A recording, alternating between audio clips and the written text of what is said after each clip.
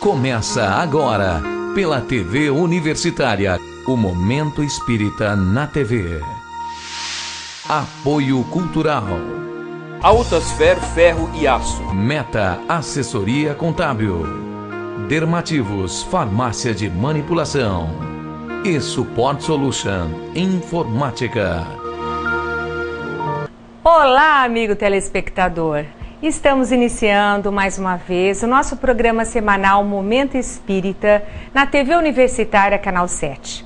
Este programa é produzido pela USE Intermunicipal de Tupã em parceria com a FEB TV, que é a TV da Federação Espírita Brasileira. Hoje vamos apresentar uma matéria em que o palestrante espírita Divaldo Pereira Franco falará sobre depressão. Essa matéria faz parte do programa Encontro com Divaldo, da FEB TV.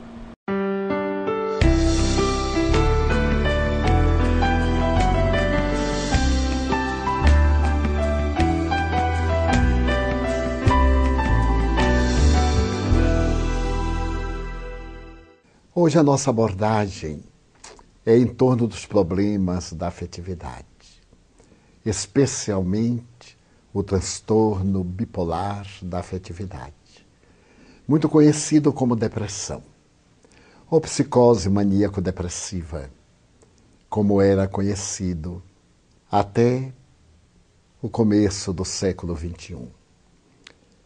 A depressão é hoje um dos tormentos da sociedade. É de natureza tremendamente epidêmica. Está em toda a Terra. A Organização Mundial de Saúde estabelece que existem aproximadamente diagnosticados 360 milhões de depressivos. Se considerarmos aqueles que ainda não foram diagnosticados e se encontram nos tormentos desse transtorno terrível, a cifra é mais assustadora. Merece considerar, no entanto, por que o homem moderno, que atingiu o macrocosmo, que penetrou no bóson de Higgs, não é feliz. Qual a razão de tanta grandeza e de tanta miséria, de tantos júbilos e de tantas dores? A depressão é um fantasma que assusta as criaturas humanas. E quase todos nós, com raríssimas exceções, experimentamos-la em determinados momentos da nossa vida. Passamos por períodos depressivos, alguns muito fortes, outros nem tanto, alguns superficiais. O próprio Carl Gustav Jung desceu ao fundo do poço, numa depressão tremenda, o que ele considerou muito útil, porque ele pôde vivenciar a tragédia do ser depressivo. Mas, com a sua genialidade, ele soube administrar aquele período difícil e dali retirou benefícios terapêuticos para salvar milhões. A depressão não é, portanto, um problema de atualidade. Ela sempre existiu, no passado com o nome de melancolia. Os gregos referem-se a essa melancolia como sendo uma punição dos deuses. Mas Aristóteles falava que Sócrates e Platão periodicamente entravam em melancolia quando se faziam inspirados pelos deuses. É que vale dizer que essa melancolia tinha duas vertentes, a punitiva e a inspirativa. A verdade é, no entanto, que o conceito de Hipócrates e mais tarde Galeno, sobre a depressão, tinha suas raízes numa experiência bíblica, na presença da bilis negra, que era resultado do pecado original. A tese ingênua e mitológica da Bíblia, do equívoco de Eva, do erro de Adão. Mas que através das sangrias dos vomitórios se poderia libertar o indivíduo do excesso de bilis negra. E os resultados eram lamentáveis, porque os que não morriam de desidratação permaneciam com tormento cruel. Mas a própria palavra depressão vem do latim depremere, que significa puxar para baixo. O depressivo é alguém pessimista, que perdeu o sentido da vida, é uma vida vazia. Não encontra um significado psicológico e, por isso mesmo, ele tem um comportamento muito especial. Claro, não se sabia essa ocorrência. Muitas vezes passava por preguiça, por indiferença perante os problemas dos outros, porque perde o depressivo a afetividade com os seres mais queridos. Daí ser chamada transtorno da afetividade. Exatamente por causa dos processos neuronais, das neurocomunicações, da produção das substâncias da alegria, do bem-estar, a serotonina, a noradrenalina, a dopamina, que são fundamentais para o nosso bem-estar. Essa dopamina que é tão importante, é tão notável essa substância hormonal dos neurônios, que quando o organismo produz em grande quantidade, o indivíduo tem distúrbio de Parkinson. E quando há muita escassez, ele tem esquizofrenia. No entanto, a sua dosagem é tão equilibrada para proporcionar o bem-estar, o prazer, a alegria. O notável psiquiatra alemão, o Dr. Klein, fazendo estudo sobre a alegria, ele se refere muito à dopamina, especialmente depois de ter estudado, inclusive, tribos da Nova Guiné que ainda comiam carne crua, e de passar por outras tribos da Oceania, verificando a constituição do organismo do indivíduo e os fatores encarregados de produzir esse transtorno que a todos nos ameaça, exigindo que mantenhamos uma vida moral e mental saudável e nunca percamos o norte do nosso objetivo psicológico, para que a nossa existência seja rica de bênçãos e nos possam facultar o trabalho de autoaprimoramento moral, para dessa maneira vivermos saudavelmente. É curioso notar que a própria Organização Mundial de Saúde define que saúde não é a falta de doença, mas é o estado de bem-estar social, emocional, psicológico e espiritual, acrescentando também o equilíbrio socioeconômico, porque quando nos faltam os recursos para uma vida digna, nós ficamos aturdidos, não ficamos saudáveis e muitas vezes somatizamos as preocupações em transtornos emocionais ou em problemas orgânicos. Então, o que fazer diante das ameaças? Tecnicamente, nós sabemos que a depressão tem fatores endógenos, aqueles de natureza interna, a hereditariedade, as enfermidades infecto-contagiosas, as sequelas das enfermidades infecto-contagiosas. Mas tem também os eventos de vida, os chamados exógenos, como sendo a solidão, a ansiedade, o medo. E podemos acrescentar a rotina. Daí nós vemos muitas vezes a depressão dos aposentados, que de repente quebram aquela rotina e ficam em casa sem nenhum objetivo na vida.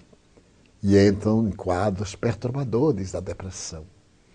A depressão tem um aspecto cruel, porque ataca em qualquer período. Ela pode ser infantil, juvenil, adulta, senil, pré-partum, pós-partum. Pode ter o caráter de um episódio único, pode ter as recidivas. E nós vamos encontrar aquela outra muito peculiar. As datas felizes da vida, o aniversário, festas de Natal, Ano Novo, Carnaval. O indivíduo faz depressão em mecanismos muito complexos da emotividade. Então, felizmente, a ciência abandonou a antiga assédia e assídia do século IV e também as punições medievais do século XII, quando a Igreja Católica considerava a depressão como sendo punição divina. A melancolia fazia que monges e religiosas, de repente, deixassem de servir entrando nesse estado de apatia. O que constituía naturalmente, segundo as entidades teológicas, interveniência de Satanás.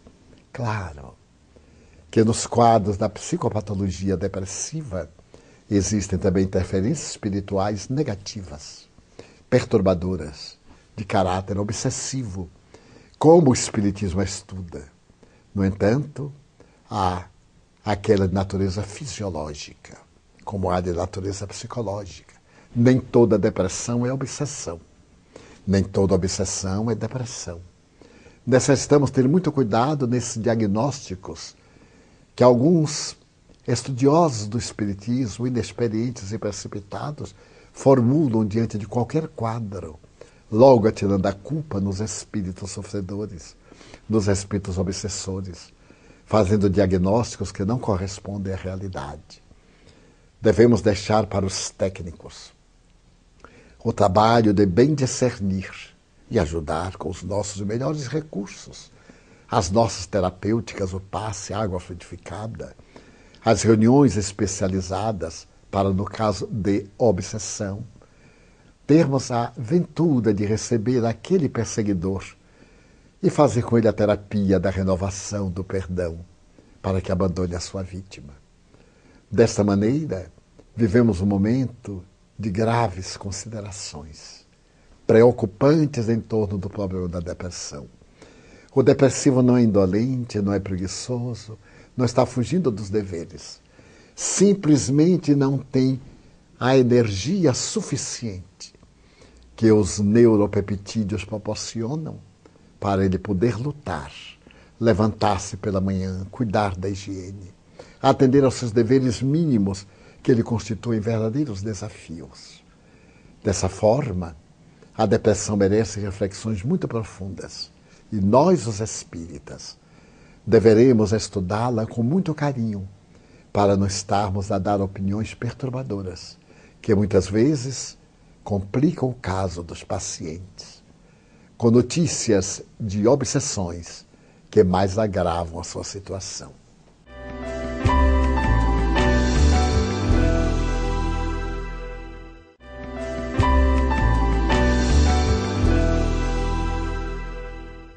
O Espiritismo, sem dúvida, dispõe de instrumentos notáveis para ajudar as criaturas com seus problemas, especialmente nos transtornos da afetividade. Propõe, por exemplo, a reflexão no Evangelho de Jesus, que é um tratado de psicoterapia otimista.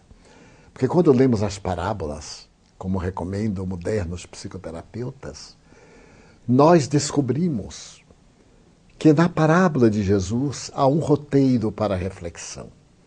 E se conseguirmos desviar a nossa mente daquele transtorno momentâneo fixado, da ausência de forças, da perda de sentido existencial, nós mudamos de paisagem e logo os neurônios começam a reagir favoravelmente. Eu me lembro, por exemplo, que 2 físicos quânticos de Harvard, os doutores David Bohm e Stewart Wolf, que não são religiosos, fazendo uma análise do cérebro, concluíram que os nossos neurônios cerebrais, quando são estimulados por pensamentos saudáveis, pelo amor, pelo perdão, pela solidariedade, pelo bem-querer, pelas ações nobres, eles emitem ondas que podem estar carregadas de fótons. Porque os fótons são aglutinadores de moléculas, então o indivíduo desfruta de bem-estar, goza de saúde. A tese é o seu pensamento e a vida que você leva. Porque, da mesma maneira, quando o indivíduo tem pensamentos deploráveis, perturbações do ciúme, transtornos do sentimento afetivo, ódio, vingança, sede de desforço, os neurônios produzem ondas semelhantes ao elétron. E como o elétron é desagregador de partículas, naturalmente advém transtorno na produção das neurocomunicações, distúrbios cerebrais, emocionais e somatizações orgânicas. Então o Evangelho produz que fótons, ondas favoráveis ao bem-estar, pela alegria que proporcionam. O notável psiquiatra americano Milton Erickson, que era um depressivo crônico, e que em Phoenix, no Arizona, ele trabalhava com pós-graduandos na sua casa, nos estados mais difíceis da sua depressão, era muito otimista nesse sentido. Ele dizia que a dele era incurável, talvez uma forte hereditariedade. Nós sabemos que teria um caráter de natureza transcendental. Quem pode avaliar os conflitos, os danos, os males que ele praticou em existência transata? Ele não era espírita, embora talvez fosse até espiritualista, pela maneira como ele tratava os pacientes. Ele narra uma das suas experiências que a mim me parece fascinante. Uma família muito rica convidou para visitar um membro desse mesmo clã, que era uma senhora viúva, numa depressão muito grave. Mas que ele não deveria apresentar-se como psiquiatra, porque na posição da família, um psiquiatra sempre era visto como cuidando de psicopatas. E eles gostariam de manter isso, ao que o Dr. Erickson reagiu, dizendo que ele não podia ser um farsante. Ele era psiquiatra e, se fosse atender a paciente, apresentar-se como tal. Não tendo outra alternativa, os familiares concordaram. Ele foi visitá-la. Ela o recebeu na alcova, com todas aquelas características da depressão, o desânimo, o desencanto, o mal-estar, o estado distímico. Ele disse que era psiquiatra a convite da família, porque ela estava com uma depressão, explicou naturalmente de que se tratava. E ele tinha condições de fazê-la melhorar. De início, ele gostaria que ela lhe permitisse visitar a casa, para ele ter uma ideia de como era a vida que ela levava. Ela anuiu. E ele sai com um dos funcionários e nota que a casa era toda cinza, pintada de cores muito tristes, o que denotava o estado emocional da própria paciente. Percorreu vários cômodos e, quando passou pela sala de refeições, ele percebeu que em cima de uma fruteira estavam muitos telegramas sem abrir, muitas cartas fechadas. E ele perguntou ao funcionário: mas o que é isto? Ah, doutor, são convites que ela recebe, ela nem abre. São notícias, ela não abre, não tem ânimo, não se interessa. Ele foi adiante e depois da cozinha havia um pequeno jardim de inverno e ali violetas dos Alpes. Ela era colecionadora de violetas dos Alpes. Então o funcionário disse: é a única coisa que ela cuida. Ela somente se levanta para molhar uma vez que outra, ou para fazer uma muda, transplantar uma folha, da qual se origina um novo vaso. Ele retorna, conversa com ela e diz: muito bem. Ela pergunta: qual é o remédio que vai passar? Nenhum. A senhora não precisa de medicamento nenhum. Foi um grande prazer conhecê-la. Espero que a senhora se recupere. Ela ficou sem entender. E ele disse aos familiares: eu vou voltar lá para ter uma outra conversa. Dias depois ele voltou e disse: como passa? Ah, no mesmo, doutor. Eu venho aqui para dar-lhe um conselho. Apenas isto. A senhora é uma pessoa de alta importância em nossa sociedade. Recebe muitos convites. Ah, sim, muitos. Mas eu nem os abro. Pois não. É uma indelicadeza. A senhora não pode retribuir a gentileza das pessoas sendo descortês. É uma dama. Tem compromissos sociais e humanos. Quando receber um convite, a senhora abra-o. E tenha a gentileza de mandar um vaso de violetas. É um presente tão importante. A senhora gosta delas, as pessoas vão ficar gratificadas. E não lhe custa nada. Ela disse: bem, poderei fazer isto. Ele despediu-se novamente, dirigiu-se à família e esclareceu. Mandem todos os convites possíveis. Peçam amigos, a vizinhos, que mandem convites para aniversário, para bodas, para festas. E ela começou a receber os convites, abria e foi mandando os vasos de violetas. À medida que sucediam os dias, claro, o jardim quase desapareceu.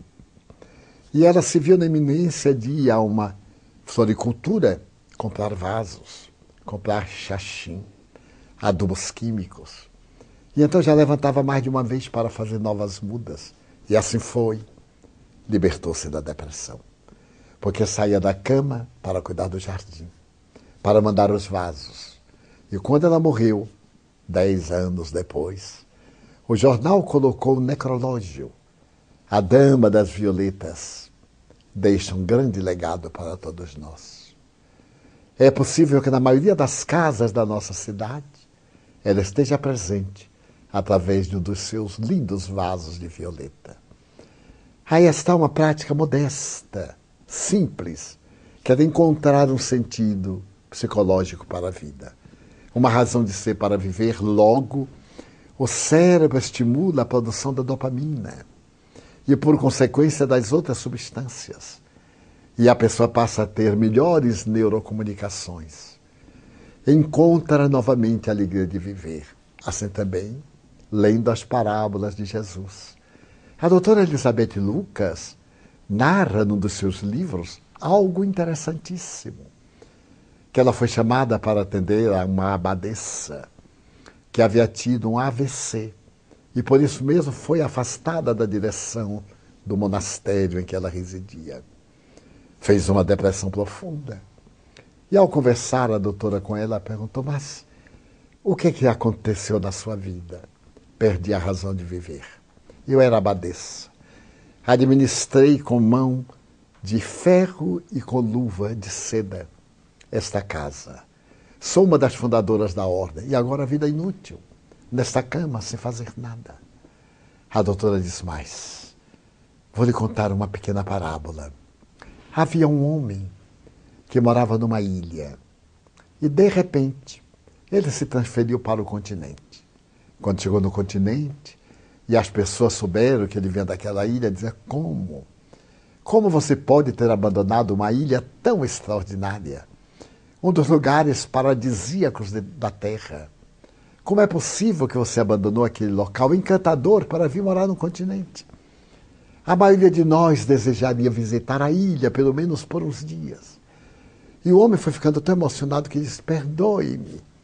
Eu não sabia que era tão maravilhosa, embora morasse lá. Então a senhora está aqui, num quarto maior do que o de todas as monjas, com 2 janelas que estão bordadas de sol, com uma linda vista do jardim. É claro que a senhora está com alguma dificuldade de locomoção, mas está lúcida.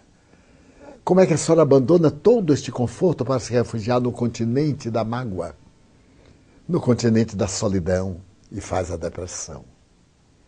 E a religiosa pergunta, mas o que é que eu posso fazer? Conte as suas experiências administrativas. Escreva a história do monastério. Guarde uma página para a história da humanidade futura. Seja útil para o amanhã, já que as suas horas não servem mais para a senhora. Dedique-as à edificação de uma história que possa preservar o futuro de uma instituição tão nobre como este convento. Ela se reanimou, porque ela amava muito a sua tarefa. E a partir dali ela foi escrever a história do monastério. Foi muito bem recebido o livro.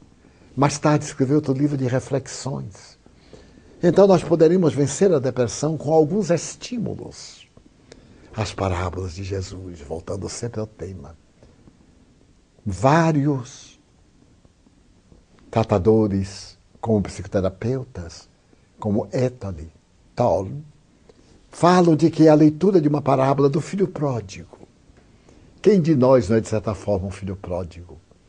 Vai proporcionar o bem-estar, voltar para o lar paterno depois de passarmos por todas as vicissitudes.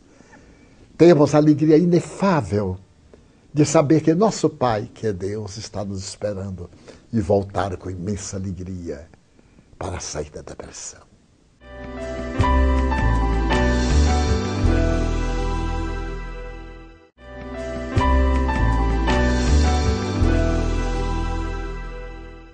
A depressão pode ter um caráter profundo dos transtornos sexuais. Então a ajuda de um psicanalista é valiosa. Pode ter conflitos da infância embutidos no inconsciente.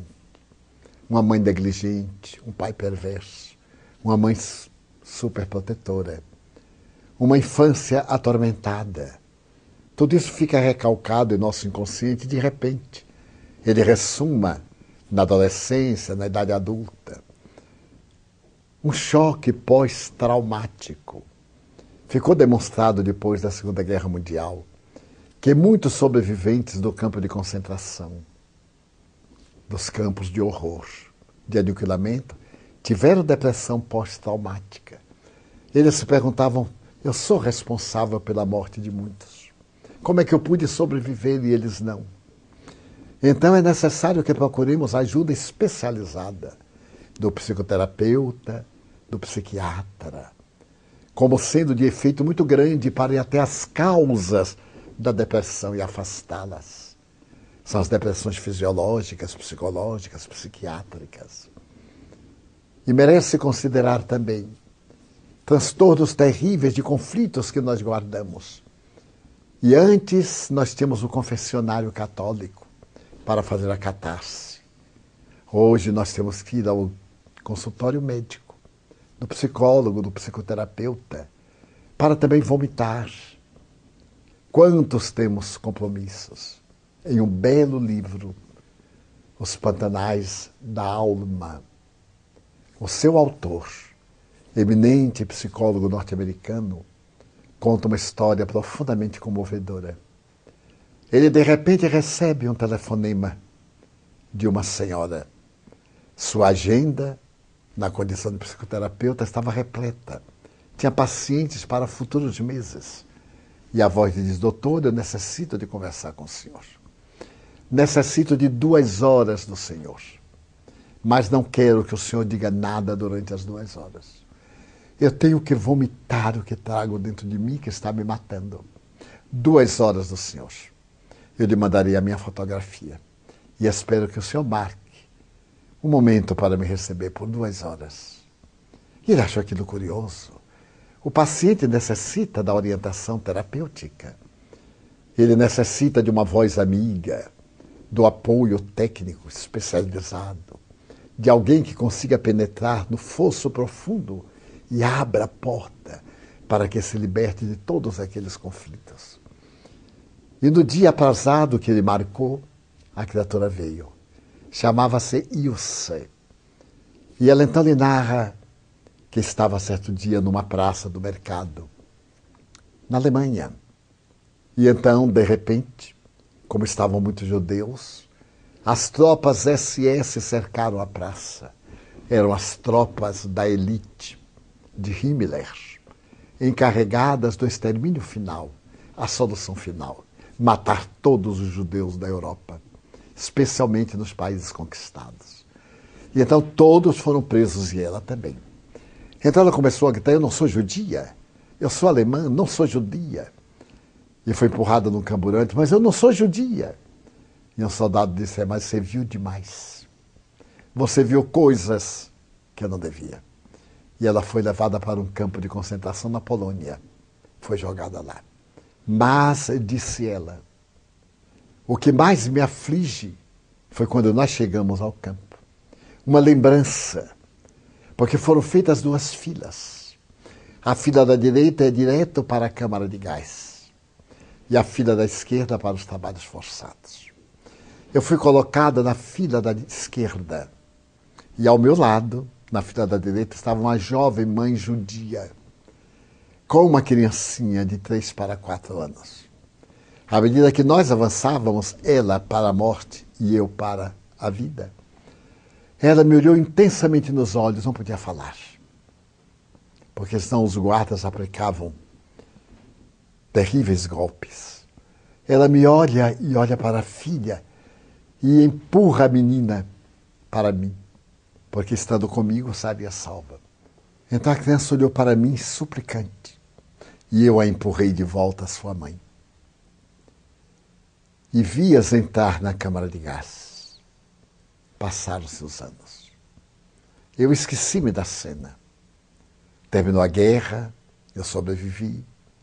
Vim morar nos Estados Unidos, em Chicago. Tornei-me bibliotecária.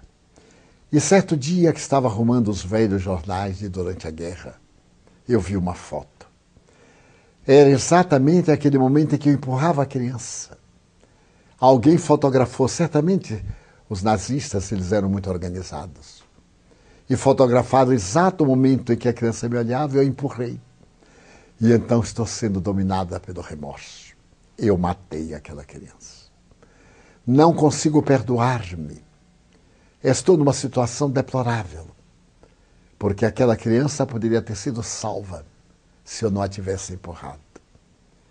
Então o Dr. James Hollis olha para ela, depois de fazer essa confissão, de jogar para fora um conflito terrível, durante 2 horas e tenta conversar. Mas eu desagradeço a gentileza do senhor me ter ouvido. Talvez agora eu melhore. E ele não teve notícias do que lhe aconteceu. Como na depressão nós necessitamos às vezes de um amigo. No passado era o confessionário. Agora nós temos necessidade do psicoterapeuta. Ele talvez com a sua habilidade vá ao fulcro do nosso problema e consiga deslindar o enigma do nosso conflito, libertando-nos. Mas outros casos mais graves, temos necessidade de um psiquiatra para podermos tomar o medicamento próprio, aquele que vai forrar os neurônios e obrigá-los a produzir as substâncias que estão carentes em nosso organismo. Há um detalhe no tratamento do distúrbio de afetividade bipolar. É que assim que a pessoa melhora, abandona o tratamento, achando que já está curado. É um engano. Não deve abandonar o tratamento porque a depressão é perversa, ela volta. Depois que passa aquele efeito, porque os produtos têm uma consequência retar, demoram-se um pouco. Então a depressão volta com toda a força. E toda recidiva é sempre desagradável e perigosa, porque pode tornar-se um problema crônico, portanto de remoção impossível, pelo menos durante esta reencarnação. Mas há um recurso valiosíssimo ao lado da leitura das parábolas, ao lado do tratamento médico, a oração. Buscar a oração, unir-se à força cósmica do universo, abrir a alma a Deus. A depressão não impede o pensamento. Então a pessoa deve reconquistar a fé, mesmo que naquele momento, pela falta das substâncias próprias para a alegria e a coragem, a pessoa suplicar por Deus. Porque Jesus disse com propriedade: tudo o que pedirdes a meu Pai orando, Ele vos atenderá. Tudo no bom sentido da palavra. Porque se entrarmos no delírio de pedirmos coisas absurdas, é óbvio que a esses pedidos não teremos a resposta que aguardamos. Então a problemática dos distúrbios da afetividade pode reduzir-se a uma mudança de comportamento emocional, ao hábito da boa leitura, ao hábito dos bons pensamentos, à mudança das paisagens emocionais, procurando cultivar, sobretudo, a sublime experiência do serviço ao próximo. Por isso que o Espiritismo tem como luminar proposta: fora da caridade não há salvação.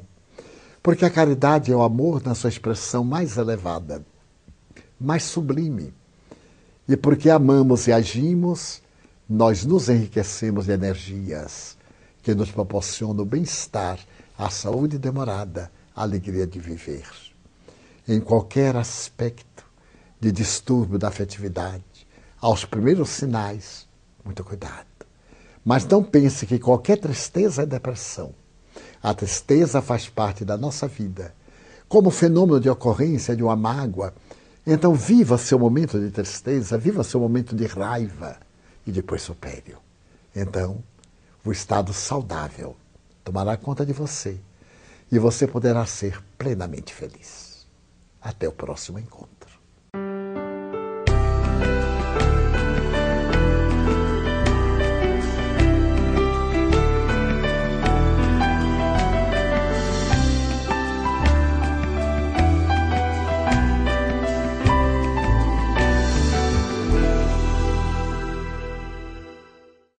Evangelização Espírita Infanto-Juvenil.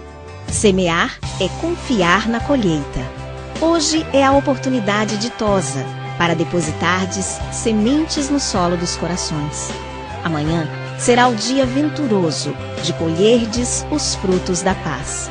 Francisco Thyssen. Coopere com Jesus. Participe dessa semeadura.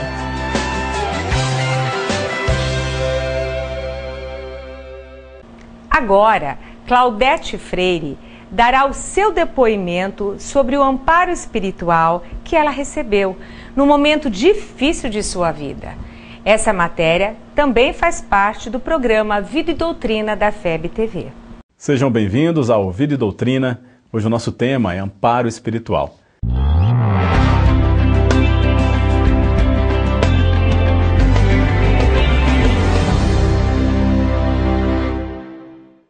Recebemos aqui no estúdio Claudete Freire, é um prazer tê-la aqui conosco para contar um pouco sobre a sua história. E você teve esse amparo espiritual no momento de dor. Como é que foi essa fase na sua vida? Você teve um câncer? Tive um câncer, pulmão e mediastino, né? Duplo assim logo? Duplo.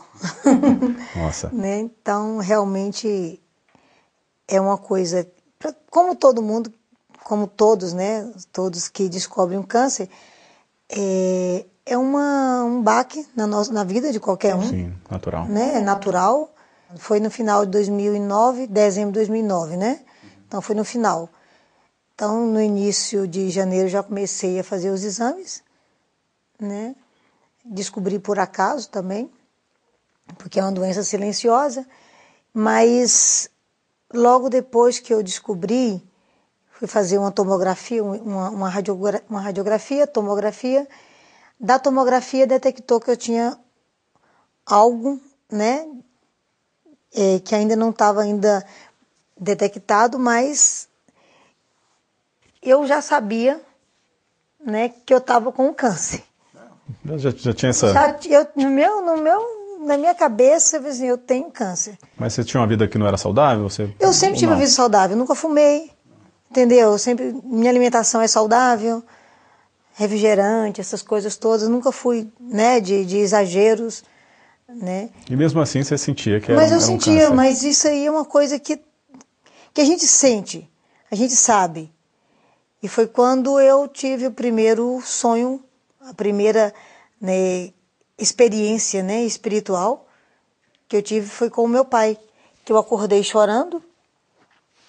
Eu estava como se eu estivesse fora do meu corpo e eu ouvindo meu pai falando, né?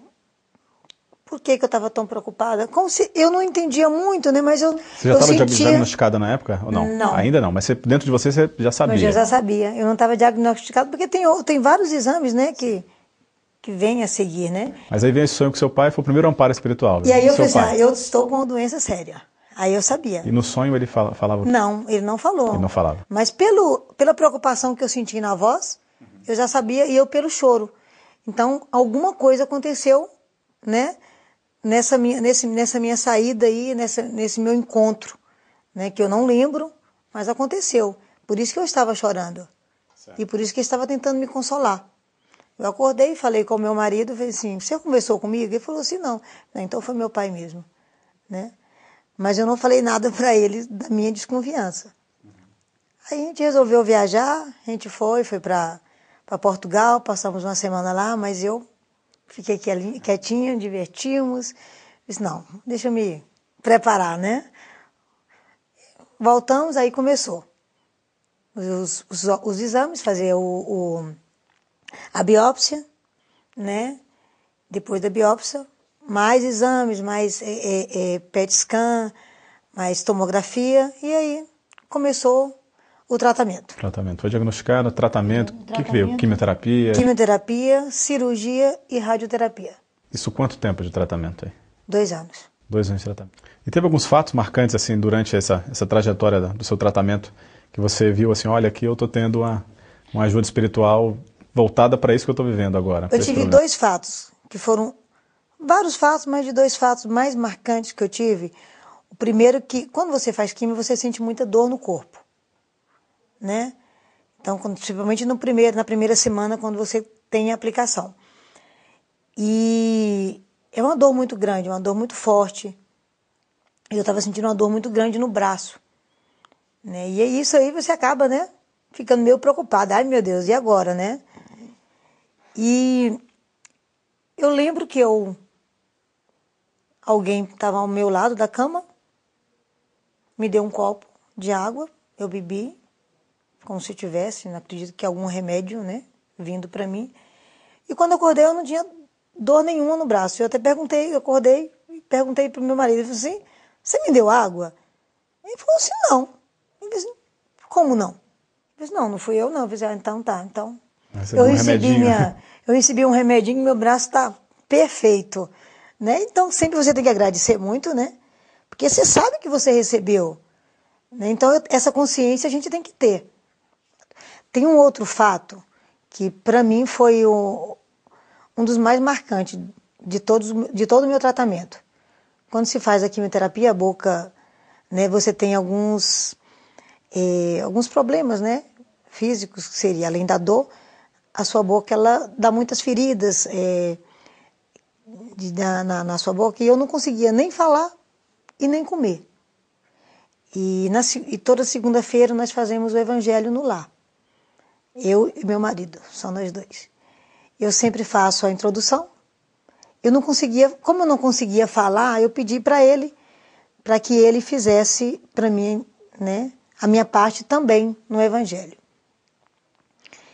E só que ali eu já estava num desespero muito grande, porque o incômodo era muito grande. Ali eu pedi com muita força, com muita vontade. Pelo amor de Deus, me manda um remédio. Então, Claudete, espera só um pouquinho, daqui a pouco a gente conta essa história, vamos fazer um rápido intervalo e a gente volta daqui a pouco com o Vida e Doutrina.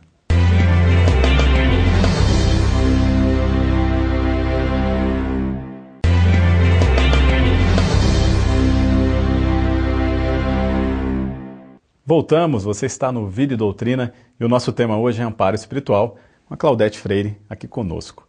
Mas antes, gostaríamos de aproveitar esse momento para o pessoal de casa conhecer qual a visão espírita sobre o assunto. Essa questão do amparo espiritual é muito interessante. Normalmente, as igrejas tradicionais, as religiões tradicionais, elas consideram que a pessoa tem um anjo da guarda, que vela por ele durante toda a vida. E esse anjo da guarda, ele é designado por Deus para acompanhar a pessoa. O Espiritismo nos afirma que nós temos os nossos espíritos protetores, que existe sim um mentor espiritual que está encarregado de nos acompanhar, de nos assistir, de nos inspirar para o bem durante a nossa encarnação. Mas não é o único. Nós temos também os espíritos familiares, aqueles que já passaram para o mundo espiritual, que foram da família, que seguem se interessando pela família, eles também nos auxiliam. Quando eles têm condições e possibilidades, eles nos ajudam. E não pensemos que eles se interessem somente por coisas assim, que seriam nebulosas ou coisas assim muito elevadas, das coisas divinas, vamos dizer assim. Não. Eles se interessam também pelas situações que nós estamos passando, nas nossas dificuldades do dia a dia. Por exemplo, se um pai de família está precisando de um emprego e ele ora pedindo ajuda para conseguir um emprego, o normal é que os espíritos familiares, aqueles que nos amam, procurem nos inspirar, por exemplo, por onde ir para encontrar o emprego, ou nos dão uma ideia de onde buscar, de o que olhar, por exemplo, no jornal, quando a gente está buscando ali oportunidades, e podem nos intuir, podem inclusive visitar uma pessoa que está com emprego disponível, para quando nos receber, ela nos ver com simpatia e poder então nos dar o emprego. Os espíritos, eles convivem conosco. Paulo de Tarso, ele afirma numa de suas epístolas que nós estamos cercados por uma nuvem de testemunhas. Então os espíritos estão ao nosso lado todo o tempo. Não há nada de excepcional, não é um milagre quando algum deles intervém na nossa vida. Eles fazem isso constantemente. Nós é que muitas vezes não nos damos conta, não percebemos essa interferência dos espíritos. Então o amparo espiritual existe, tanto individualmente como para a nossa família, no nosso trabalho. Existem espíritos que se interessam, que podem nos inspirar, especialmente se nós temos o desejo de bem, se nós queremos o bem do próximo, e nós sintonizamos com esses espíritos protetores que vão aproveitar o nosso sentimento bom para nos inspirar. O que nós podemos fazer para ajudar, de repente, um colega de trabalho, uma pessoa em necessidade quando a gente sai na hora do almoço, e assim sucessivamente. Então, os espíritos protetores existem. Então, Claudete, você disse que pediu naquele momento ali do evangelho no lar, né, que você estava fazendo com seu esposo, você pediu porque a dor estava muito grande, o incômodo estava muito grande. Como é que foi? Pedi um remédio. Pelo amor de Deus, me mande um remédio. Eu olhava para aquela água que a gente fluidifica, né? Quando se faz o evangelho, eu olhava para ela, mas eu olhava com tanta vontade de um remédio ali para aliviar a minha dor. Sabe? Olhava ali, aquele remédio entrando naquela água. Quando a gente terminou de fazer o evangelho, né? Na verdade, ele terminou, né? Eu peguei meu copo de água, tomei a água em goles e tomando aquela água, eu sentindo aquele remédio na minha boca. Quando eu terminei, eu falei pro meu marido, falei assim, dá uma olhadinha na minha boca. Que eu não estava sentindo mais dor. Eu não tinha absolutamente uma áfida, nem uma ferida na minha boca. Você pediu, né? Tanta vontade, e eu pedi. Tanta força, teve esse amparo. Para pedir, você terá, né? Jesus não falava isso? Então, eu pedi e ele me deu. Me deu o remédio naquela hora, né? Mas a gente precisa, quando se fala, eu pedi aquilo ali, a gente tem que pedir, mas acreditando. Não é pedir por pedir, tem que pedir com coração, pedir com fé, pedir com, sabe, sentindo que você está sendo amparada. Eu tenho certeza que todo mundo que pedir vai conseguir. Você teve essa força, né? Você teve essa vontade. E durante todo o seu tratamento, você teve assistência espiritual, né? Pelos fatos que você narra pra gente aqui de uma forma muito evidente. E como é que foi pra família nesse período? Com o marido? Você tem filhos também? Não. Não tem filhos, mas com o marido, com os parentes mais próximos, com os amigos, no trabalho, como é que foi esse momento? Você se sentiu acolhida também? Eu sempre senti acolhida. Meu marido foi a pessoa mais importante na minha vida, porque estava ali comigo 24 horas. Entendeu? Então, acho que sem ele, não sei também se eu teria tanta força, não. Né? Teve essa base também. A base que ele me deu, a força que ele me deu no dia a dia, foi muito grande. Né? Então, que a gente tem a parte espiritual, mas tem também as pessoas aqui que estão ao nosso lado, que a gente sabe que estão aqui não por acaso, né? Estão para poder nos ajudar também, de alguma forma. A minha família, na verdade, a minha família, eu acabava também, eu consolando a minha família, né? Porque... A gente conversou agora há pouco, você comentou também essa questão de que algumas pessoas iam até te procurar, as pessoas com câncer, você com câncer, fazendo tratamento, e elas iam ali para buscar uma ajuda, um consolo também? Porque eu nunca deixei, por exemplo, de trabalhar. Eu sempre continuei, né, na minha cafeteria lá, eu ia pela manhã, voltava à tardezinha, eu não ficava em casa, né, como diz, curtindo doença, né. Então, só que nesse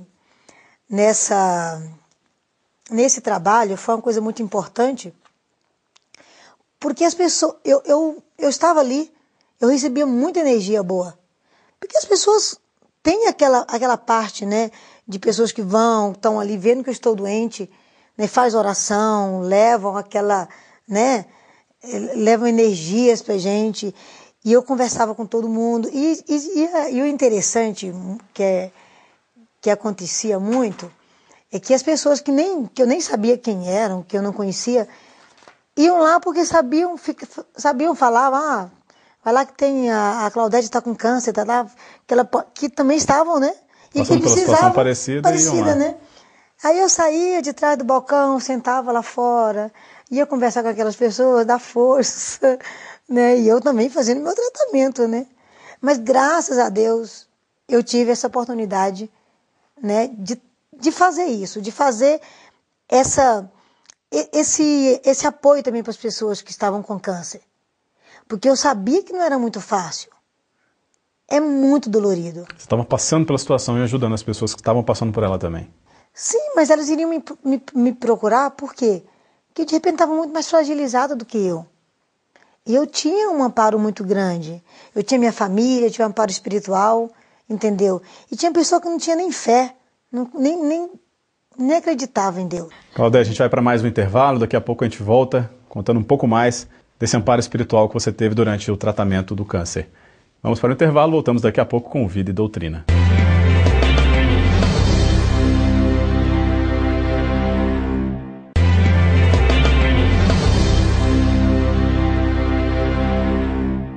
Ela passou por um tratamento de câncer e sentiu um forte amparo espiritual. Hoje estamos conversando com Claudete Freire e agora nós temos um recado para quem está passando pela situação. Muitas vezes nas situações práticas da nossa vida, nós contamos com o auxílio da espiritualidade. Mas nos momentos mais críticos, seguramente nós temos os nossos protetores que se interessam pelo nosso bem. Ninguém está sozinho em uma situação de sofrimento. Se lhe falta a solidariedade humana de um familiar ou de uma pessoa querida, não vai faltar essa solidariedade nunca, nem jamais da realidade espiritual. E quando a pessoa conta com carinho da família e tudo mais, ainda assim, o amparo espiritual está presente sempre. Uma pessoa passando, por exemplo, nessa situação do câncer, o sofrimento é muito grande, há muita incerteza, não é? É uma luta para vencer a enfermidade, com atenção médica, às vezes os medicamentos são fortes, debilitam a pessoa. Em todas as circunstâncias, o amparo espiritual não falta, especialmente se a pessoa precisar e puder ir a uma casa espírita para receber uma energização, nós chamamos de passe, não é? Para receber o passe, se ela não pode ir, o familiar, então, orar por ela, ir à casa espírita, pedir o amparo dos protetores. As pessoas dizem assim, mas tem um hábito de levar o nome da pessoa lá no centro. Será que isso vale alguma coisa? Vale. Nós temos um amigo que ele é médium vidente e ele diz que muitas vezes ele teve a oportunidade de ver a pessoa chega e vai fazer a anotação do nome do familiar encarnado que está com uma enfermidade. Coloca o nome, coloca o hospital que está, o endereço. Enquanto a pessoa está anotando no papelzinho, um espírito do lado dele está anotando também aquelas informações. Que ele próprio vai usar, vai transmitir para um outro espírito que vai visitar a pessoa no hospital, vai ver as condições de ajudar essa pessoa, às vezes vai intuir alguém, vai inspirar, alguém para ir aí dar um passe ou para fazer uma conversa fraterna, para a pessoa se sentir mais animada, se sentir melhor. Então, o amparo não falta de maneira nenhuma nessas circunstâncias, especialmente nas circunstâncias mais difíceis da nossa vida. Bom, Claudete, durante seu tratamento, né, é um tratamento agressivo que ele deixa a pessoa muito debilitada. E qual foi a energia que você sentiu nesse momento, tanto espiritual quanto das pessoas que estavam ao seu redor? A energia,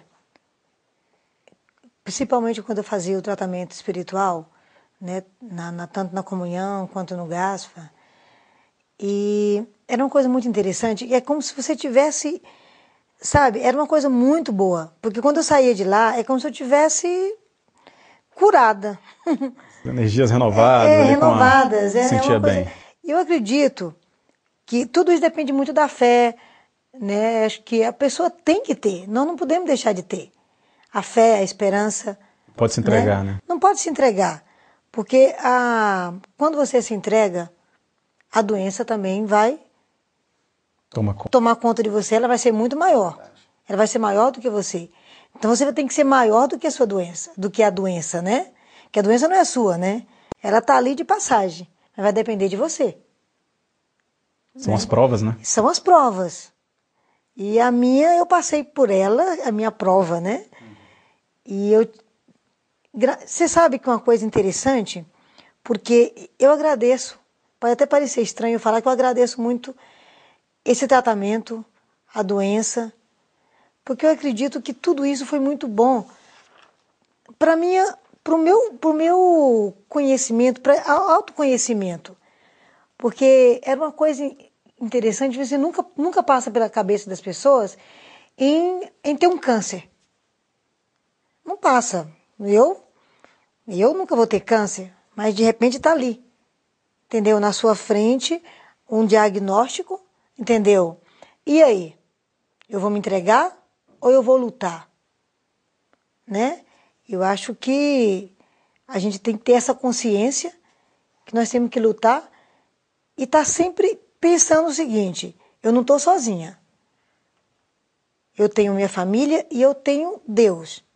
Eu tenho a parte espiritual, tenho meus amigos espirituais, né, como anjo da guarda, e você, cada um dentro da sua religião. Sim, independente né? de religião, ter essa fé, essa força, você né? nunca pode perder. E eu acho que tudo isso foi bom para mim, porque aumentou muito, sabe, a minha fé, aumentou muito a minha esperança. Eu fiquei uma pessoa muito mais forte. Claudete, e o que a doutrina espírita trouxe de concreto para você durante essa prova que você teve, esse tratamento do câncer? Ela me trouxe reforma íntima, né? Fé, resignação, paciência, respeito, principalmente respeito pelo próximo. Que às vezes a gente acha que tem, mas não tem não. A gente acha que tem um monte de coisa, a gente acha que é tudo. Até ser mas testado, não é né? nada.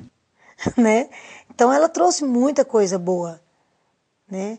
E ontem, inclusive, na segunda-feira, inclusive fazendo o evangelho, a gente estava falando exatamente sobre essas mudanças, né? Que eu recebi, e inclusive meu marido também. Ele aprendeu também muita coisa. Estavam juntos na caminhada, né? Dividiram os momentos. Estavam juntos na caminhada, porque ele também aprendeu. Sim. Né? Então, respeito pelo outro, respeito pelo próximo. E uma coisa que para mim foi essencial foi saber que a fé, ela é tudo. Se você não tem fé, você não vai conseguir seguir de cabeça erguida, sabe, e enfrentar uma doença dessa. Aproveitando isso que você acabou de falar, qual recado você gostaria de deixar para as pessoas que estão nos ouvindo agora, nos vendo, que estão passando por uma situação parecida com a sua, que você passou? Pode ficar à vontade. Não tenha medo. Né? Todos nós estamos sujeitos a qualquer tipo de doença, inclusive um câncer. Mas se a gente tiver a família, mesmo se não tiver a família, mesmo se não tiver, sabe, alguém ao seu lado, mas você sabe que você vai ter uma muito mais importante do que qualquer outra coisa. Você vai ter Deus ao seu lado, você vai ter os seus amigos espirituais que vão estar ali 100% ao seu lado. Então, siga em frente, sabe? Ria de tudo, divirta-se, não se deixe abater, porque você sabe que o final vai ser vitória, como eu estou aqui. 3 anos completando agora esse mês. Né? Muito bom, Claudete. Obrigado pelo seu depoimento, por ter contado sua história para a gente aqui no Vida e Doutrina. Com certeza ajudou as pessoas, ajudou a gente que está aqui, ajudou as pessoas que estão nos vendo, né? Foi muito bom, muito engrandecedor. E o nosso programa, Claudete, ele sempre termina com a mensagem do Evangelho segundo o Espiritismo. Hoje nós separamos um trecho que vem do capítulo 27, Pede e obtereis. O que Deus lhe concederá sempre, se ele o pedir com confiança, é a coragem, a paciência, a resignação. Também lhe concederá os meios de tirar por si mesmo das dificuldades, mediante ideias que fará-lhe surgiram os bons espíritos, deixando-lhe dessa forma o mérito da ação. Ele assiste os que se ajudam a si mesmos, de conformidade com esta máxima: ajuda-te que o céu te ajudará. Não assiste, porém, os que tudo esperam de um socorro estranho, sem fazer uso das faculdades que possui. Entretanto, as mais das vezes, o que o homem quer é ser socorrido por milagre, sem depender o mínimo esforço. Bom, fica a mensagem, né? O esforço. A mensagem falou tudo, né? Falou tudo, né? O esforço é sempre muito importante, né? A gente não pode esmorecer. Você é um exemplo disso. Agradecemos a audiência de todos vocês, esperamos aqui na FEB TV para o próximo Vida e Doutrina.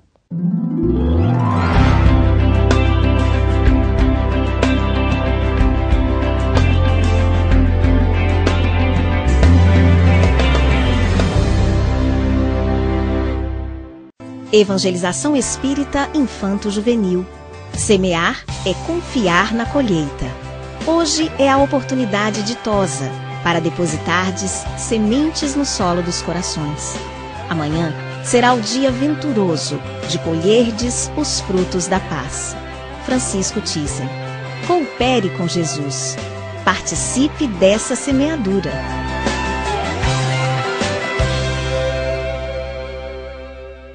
Amigo telespectador, agradeço a sua atenção e lembro que este programa vai ao ar pela TV Universitária Canal 7 todas as sextas-feiras às 15 horas e também às 20 horas.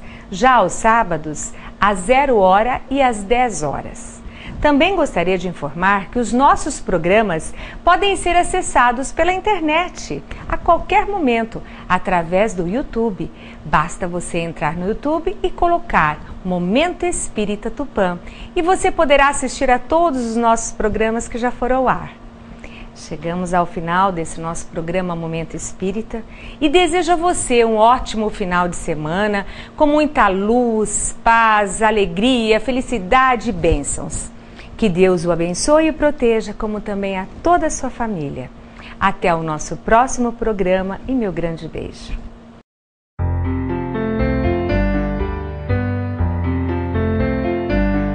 Ouça pela Rádio Tupã AM 1130 kHz, todos os domingos das 12 horas às 12 horas e 50 minutos, o programa Momento Espírita, apresentado por uma equipe de colaboradores da União das Sociedades Espíritas Intermunicipal de Tupã, com mensagens de paz, esperança e amor. Programa Momento Espírita, todos os domingos ao meio-dia na Rádio Tupã AM.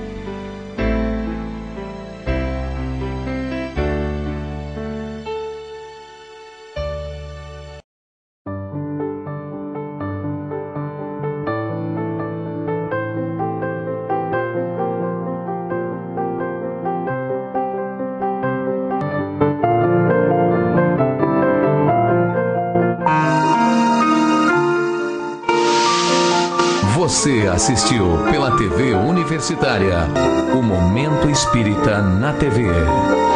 Apoio Cultural. Altasfer Ferro e Aço, a mais completa linha de materiais para serralheria. Ferro para construção, estruturas metálicas, bobinas galvanizadas e caixas para portões basculantes. Altasfer Ferro e Aço, Avenida Tabajaras 1695, telefone 3496-1110. A Meta Assessoria Contábil é um escritório de contabilidade com o foco na sua empresa, com uma equipe especializada. Prestamos serviços de contabilidade, escrita fiscal, departamento pessoal, abertura de firmas, imposto de renda e demais assuntos fiscais e tributários. Mantenha sua contabilidade em dia com a Meta Assessoria Contábil. A Farmácia Dermativos tem uma linha completa de produtos para a sua beleza. As melhores marcas você encontra aqui: Adicus, Adatina, La Roque, Viti, Dermaneio, Roque e outras. Além disso, uma variedade em cosméticos manipulados de última geração. Venha conhecer a melhor e mais completa farmácia de manipulação de Tupã. Dermativos, Tamoios 1260 ou Rua Emorés 1626. Ligue 3441-4884 e 3441-6982. Support Solution Informática oferece o que há de melhor em equipamentos de informática pronta entrega, em até 10 vezes sem juros. Assistência técnica em computadores, notebooks, impressoras e atualizações de GPS. A mais completa linha de cartuchos e toners, originais e recargas. Support Solution, 16 anos comemorando com você. Ligue 3441-1277.